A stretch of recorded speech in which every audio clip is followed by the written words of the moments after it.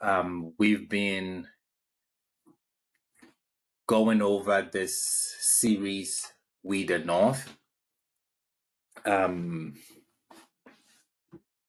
taking a relook, a critical look at the formation of what we've come to know as Israel.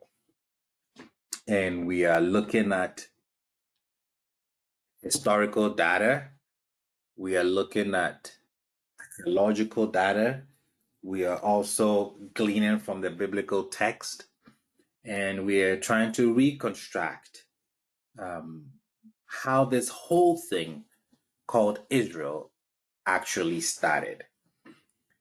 In our class, I think in the second session, we talked about Shechem. It seemed that Shechem was the hub, was should we say the capital. Today we're going to find out. I think we've come to the place where we can try to understand or come close to understanding how it became Israel. How did this entity in the northern highlands become Israel? We don't see the mention of Israel in Egypt. It's not there. One can argue that the Hyksos were the Israelites. Some make, I wouldn't say, no serious scholar would say that. No serious scholar would say that the Hyksos were the Israelites. No. But some can argue, or some do argue, that when we want Israel, we should look at the Hyksos. Whether they have a point, we've presented a data here, and you should have enough to determine which side of the aisle maybe you would subscribe to. I want to talk about Israel, how we came about Israel. How close can we come to? I want to present the data, and then from the data, I would admit upfront, I cannot say this is how it became. But I will paint a picture, and then out of the picture, maybe we can get as close as we can. And then maybe somebody will say something, somebody has some information, or in their studies, they can add to it, and maybe we can get the whole picture. But I have quite enough of information to get you as close enough, but not to say, bingo, this is where it came from. So that is going to be my job today, to bring you close enough. Which entity can be described as the earliest Israel territorial entity or structure? I repeat my question that I'm trying to answer again. Which entity can we describe as the earliest Israelite structure or territorial entity? And then, why the name change? Right. Mr. Drew, please go ahead.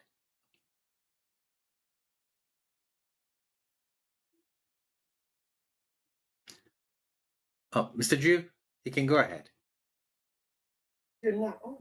I'm sorry. I'm thinking it'd be Shiloh. Shiloh, okay. Shiloh does play an important role here, extremely important role. So, we would see. And then I'm trying to answer why the name change. So we're going to point out the first entity that we have, archaeologically and historical. We'll notice that it's not Israel. So I'm asking why the name change, and how did the name change come about?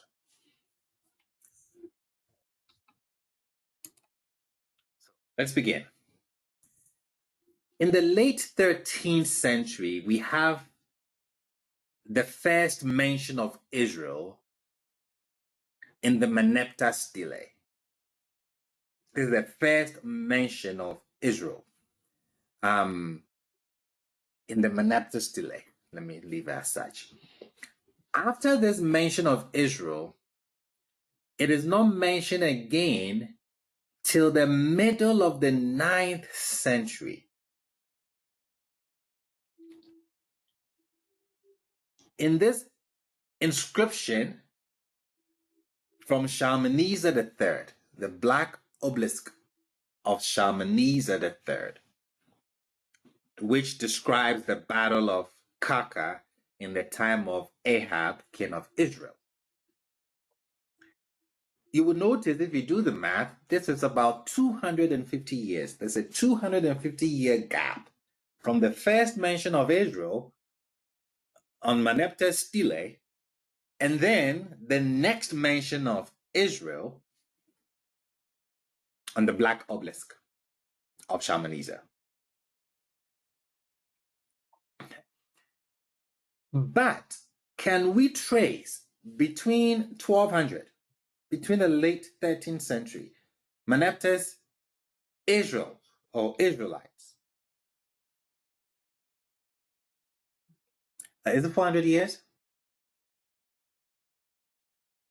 Did I get my math wrong? Check that for me. But can we trace between 1200, Merneptah's Israelites, and then the northern kingdom of Israel, when it was formed, which I would put in the 10th century, late 10th century, let's say that. Now I'm talking about a kingdom, an entity, a territorial entity. If we do, then that should be the earliest Israelite territorial entity or structure. I'm not talking about Israelite people. I'm talking about a territorial entity. I don't want to call it a kingdom yet, but maybe I should. So we are in search of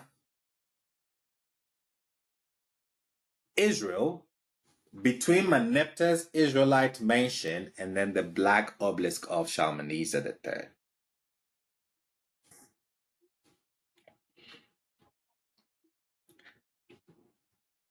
Another question that one should pose is that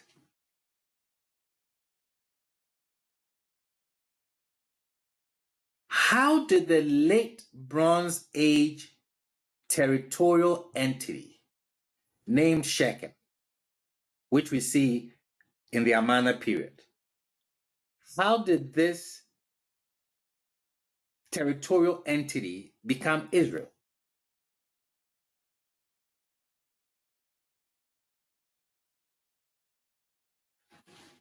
During the Amarna period, we don't have Israel. We have Shechem, we have Jerusalem, we have these petty kings, and we see how Abayu and his sons try to take territory. But Israel is not mentioned. It is Shechem. So Shechem is the hub. Shechem seems to be the capital. Everything seems to be centered around Shechem. So how did this territorial entity, Shechem, become Israel? Where is the name coming from?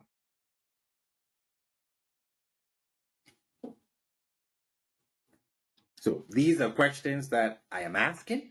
These are questions that need to be answered because we've done the work. We've seen Shechem. We've seen how there was a wave of settlement. There was a destruction. All of that. What brought about the name Israel? Why the change from Shechem to the name Israel? Where do we start our investigations from? Where would you start if I should ask you?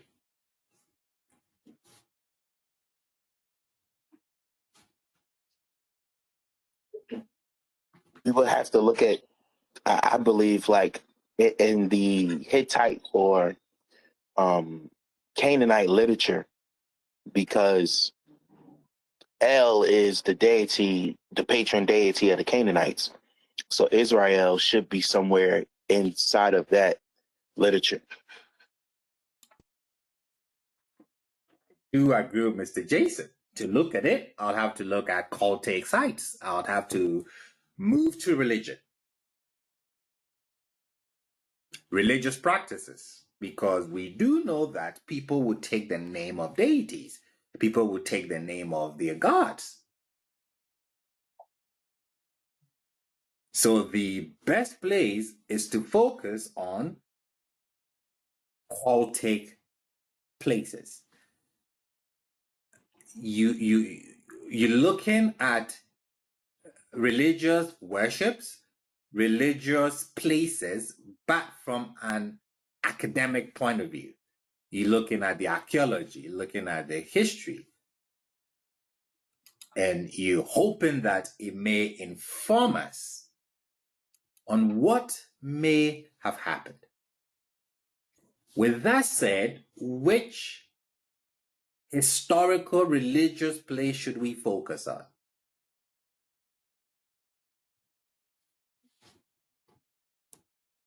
Rabbi. Mr. Mark. So yeah, from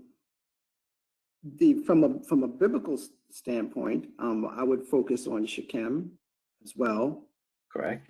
Because I think we find what I found interesting is that seems to be the place that both Jacob and Abraham kind of get their start.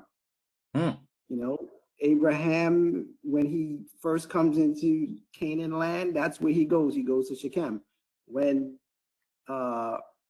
Jacob returns from, his battles with Laban, that's where he goes to. He goes to Shechem, and then there's the whole situation with Dinah, which I found very strange that they both started in the same place, but that's where I would start. In the territory of Shechem. Beautiful. Well,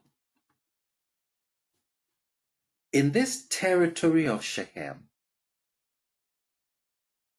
we have a place that the biblical text calls Shiloh. The books of Joshua, Judges, Samuel, they describe Shiloh. They tell us a bit about Shiloh. What do we know about Shiloh? Well, Shiloh was a central shrine of the early Israelites. It was the location of the Ark of the Covenant. Number two, the prophet Jeremiah refers to an ancient temple of Yud-Heh-Vav-Heh that had stood at Shiloh.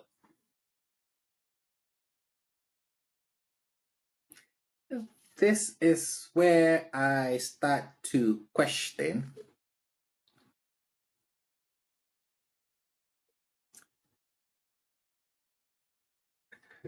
no, I won't say I question Jeremiah, but I question the writings. This is what I said. The prophet Jeremiah refers to an ancient temple of Yud-Heh-Vav-Heh that had stood at Shiloh. What is wrong with my statement?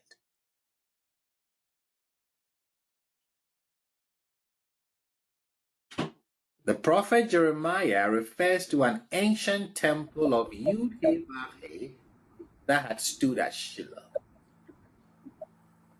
The Yud-Heh Wouldn't Vav-Heh it be is correct.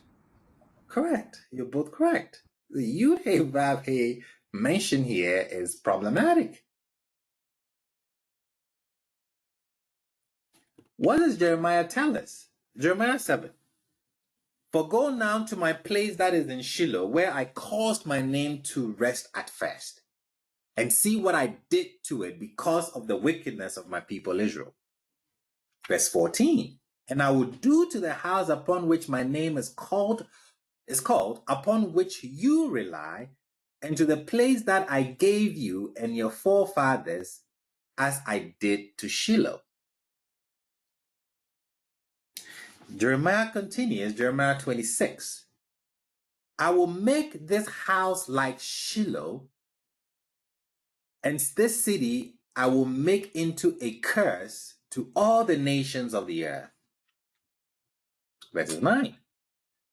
Why have you prophesied in the name of Yud-Heh-Vav-Heh, saying, this house shall be like Shiloh, and this city shall be desolate without an inhabitant? And all the people congregated upon Jeremiah in the house of Yud-Heh-Vav-Heh.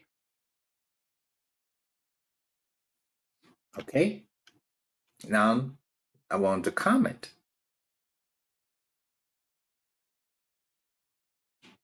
The prophet Jeremiah refers to an ancient temple of Yahweh that had stood at Shiloh.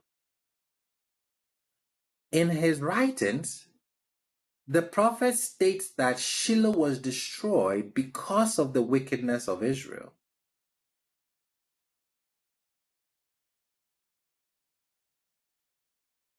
But the issue here is that most of the text that reference Shiloh, what we just read, were written in the late Iron Age too, when Shiloh was not an important place. Even though it wasn't an important place at that time when these texts were written, its location was well known. So, where was the location of Shiloh? I'll come back to Jeremiah. But where was the location of Shiloh? Jeremiah gets to mention Shiloh because Shiloh existed. But Jeremiah put Yahweh very early in Shiloh, which is problematic. We'll deal with that. But there is a memory, be it a vague one in the South, of this place called Shiloh. It's well known. Its location. Archaeologically, it's also well known. So where was the location of Shiloh? We get to Judges 21 and we read, and they said, behold, there is a sacrifice before Yud-Heh-Vav-Heh in Shiloh from time to time, which is to the north of Bethel. So Shiloh is to the north of Bethel, on the east side of the highway that goes from Bethel to Shechem, and to the south of Lebanon. So we have a location that Shiloh is in the north. We'll look at this Bethel very shortly. It's between Jerusalem, if we're bringing in the north, Jerusalem and Shechem. You see where Jerusalem is at the bottom? You see where Shechem is? You see where Bethel is? Shiloh is between Bethel, so put Shiloh between Shechem and Bethel. That's where you would have Shiloh.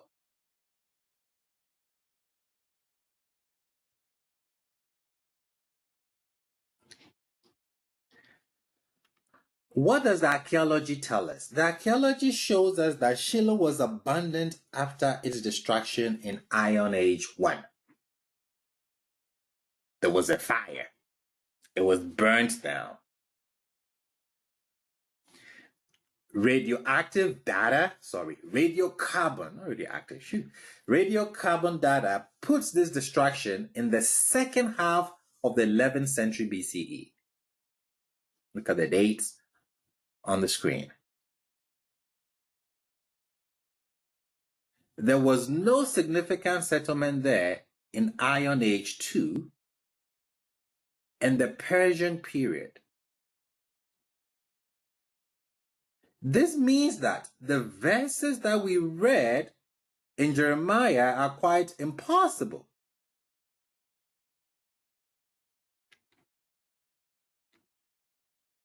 In Jeremiah, the destruction of Shiloh is put to happen with the conquest of the northern kingdom by the Assyrians. That is where Jeremiah is putting the destruction of Shiloh.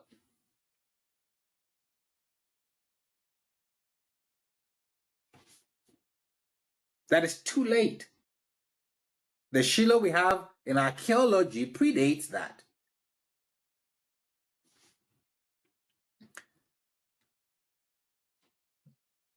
So it's impossible to read the Shiloh sanctuary tradition against an Iron Age 2.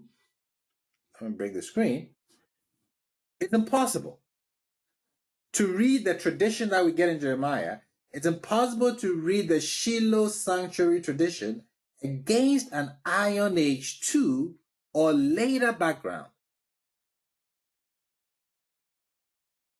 And for this reason, it is unfeasible to associate the destruction of this cult place, as related in the book of Jeremiah, with the conquest of the northern kingdom by the Assyrians in the late 8th century.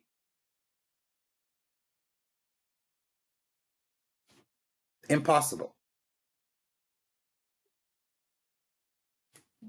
So to put Yahweh and Shiloh, mention this distraction is extremely problematic.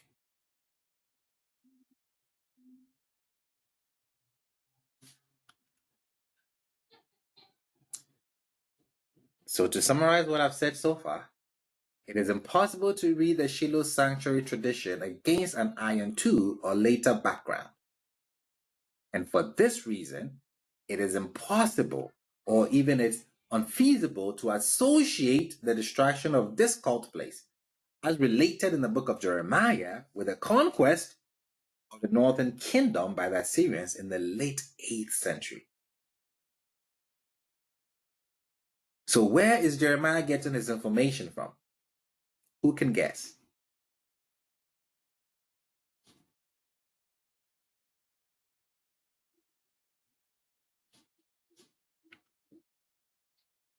They're getting the Shiloh sanctuary tradition from the north. They're getting it from the refugees that came from the north.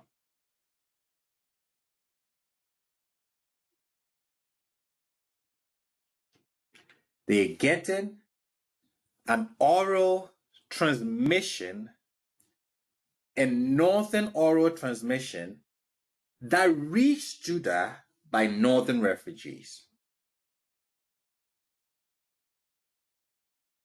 They're getting a tradition from Iron Age 1 from the north. And it reached the south at the time when the Assyrians took over or exiled them. The destruction did not happen then. There was a destruction that happened before then, way before then. Before we look at the point, so with this, we're going to look at the book of Samuel and see the point of view that the author takes. But before then, any questions, contributions, comments here before we move on?